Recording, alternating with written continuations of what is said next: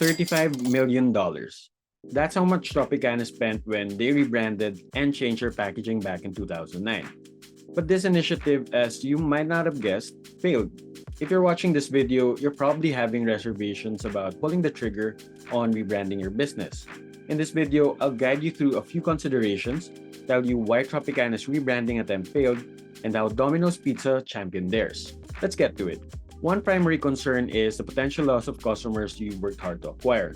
Over time, a brand builds a connection with its customers, and rebranding can disrupt this connection and potentially alienating existing customers.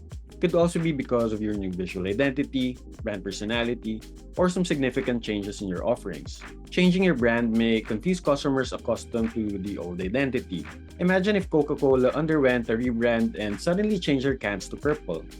Customers may have established associations with your brand, and a sudden change can lead to confusion, impacting their trust and loyalty. One of the best examples of this would be Tropicana's rebranding attempt to refresh its image, which led to a significant backlash from its consumers. It was reported that the company spent over $35 million for the ad campaign alone. Tropicana's original packaging featured a familiar image of an orange juice with a straw, conveying a fresh and natural appearance. The new design removed the iconic image and replaced it with a cleaner, more generic modern design. This led to a loss of brand recognition, and consumers found it difficult to quickly identify Tropicana on the shelves. After acknowledging the result, Tropicana pulled out the new packaging and they reverted back to the original design. Next is the cost implications. Rebranding goes beyond creating a new logo. It extends to updating various online and print materials.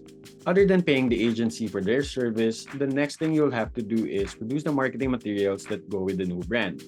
Consider computing for the implementation cost, as most of the time, this is higher than your agency or strategy cost. Identify the scope of your rebrand if this will only involve changing the visual identity or the whole organization. Would you be changing your logo, your website, or does it include revisiting the raw materials used in your products and services? Although the first two considerations may be discouraging, rebranding also has its benefits. It enables you to better align with your target audience, ensuring your brand resonates with their values and their preferences. Domino's, originally known as Domino's Pizza, was criticized by a lot of its consumers back in the early 2000s. Some said that their pizza tasted like cardboard and that microwave pizza is more superior. Patrick Doyle stepped in as CEO in 2010 and decided to take action. Comes a time when you know you've got to make a change. They conducted several focus groups and asked their consumers what they thought about their product and how they could improve their overall experience. Although they received harsh and brutally honest feedback, they took these comments seriously and started to work.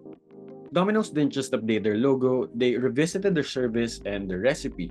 They also dropped the word pizza in their name since it's already a well-established brand and because they've already expanded their menu. The company's rebrand was a success and reported that its stock shot up to 130% in 2010 and currently has around 19,000 stores globally. Another benefit is the opportunity to address any negative perceptions or image issues associated with your current brand. It allows you to shape a more positive and relevant brand image, improving how customers and the market perceive your business. Now that you're familiar with some of the considerations, you have to ask yourself why you're rebranding.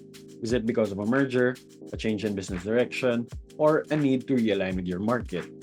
The usual answer from the companies I talk to is that they want to introduce a new product and expand their customer base.